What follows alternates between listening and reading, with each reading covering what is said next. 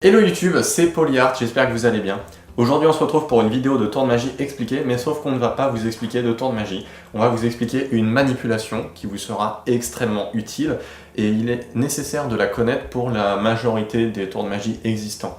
Elle suit un petit peu la logique de la première vidéo qu'on a fait sur le thème, où on vous expliquait des techniques de base et des fioritures de base.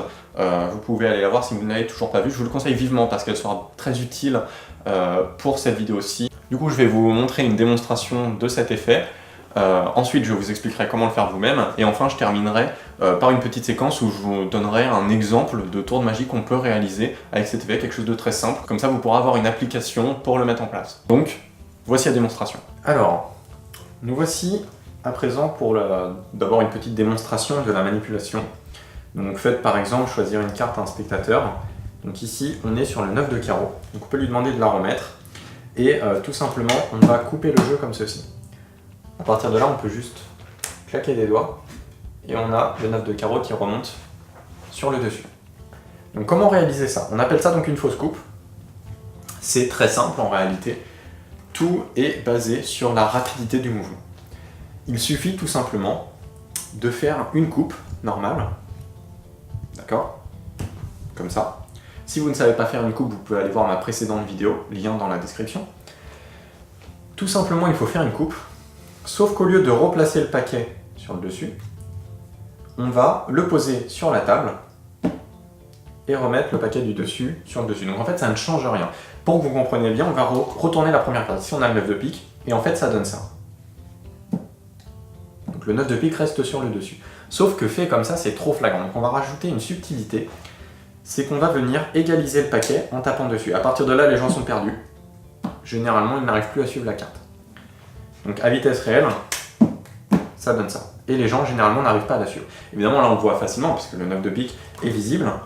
Mais si on le fait sans montrer la carte, donc ici le 6 de cœur, on coupe pour la perdre dans le jeu.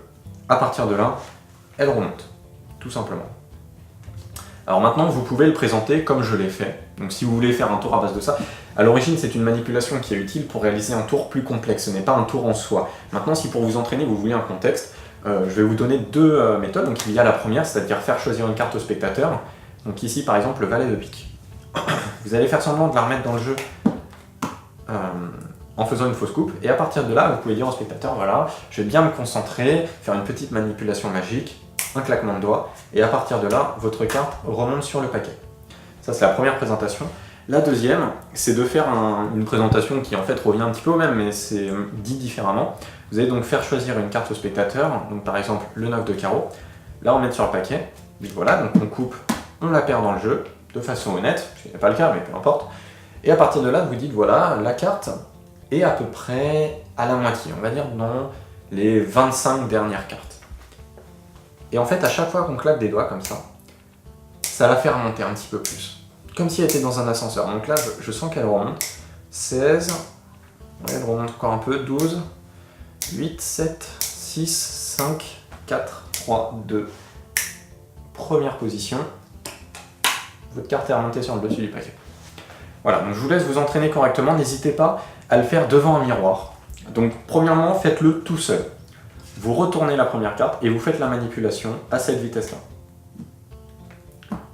Dès que vous le maîtrisez, vous allez un peu plus vite, de plus en plus. Et dès que vous êtes capable de le faire à cette vitesse-là, vous le refaites, mais en laissant la carte invisible. Vous allez voir que tout de suite, ça se remarque moins.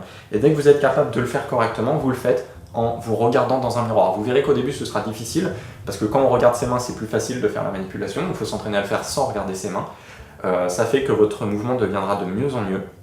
N'hésitez pas à le faire dans un miroir en vous tournant sur les côtés comme ceci ou comme ceci pour voir les angles. Alors normalement il n'y a pas d'angle sur cette technique.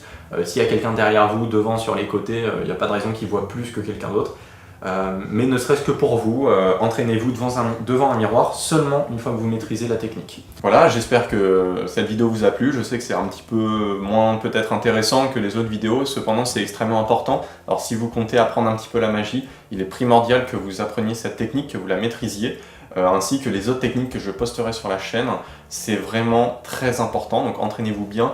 Et surtout, n'oubliez pas qu'il ne faut jamais présenter un tour de magie à un spectateur si vous ne le maîtrisez pas entièrement. Donc je compte sur vous Si vous voulez devenir magicien, respectez le code, c'est primordial, sinon on va venir avec mes amis magiciens, on va vous défoncer votre code. Donc c'est très important, je compte sur vous, respectez bien le code du magicien, et je vous dis à très bientôt pour une prochaine vidéo, et d'ici là, portez-vous bien. Hey, psst, toi, t'es resté jusqu'au bout, c'est bien, je suis fier de toi. Du coup, tu peux t'abonner, tu peux aussi partager la vidéo, c'est super important. Comme t'as vu, il y a 2 autres vidéos qui sont disponibles, tu peux cliquer sur les liens pour aller les voir. Allez, à plus.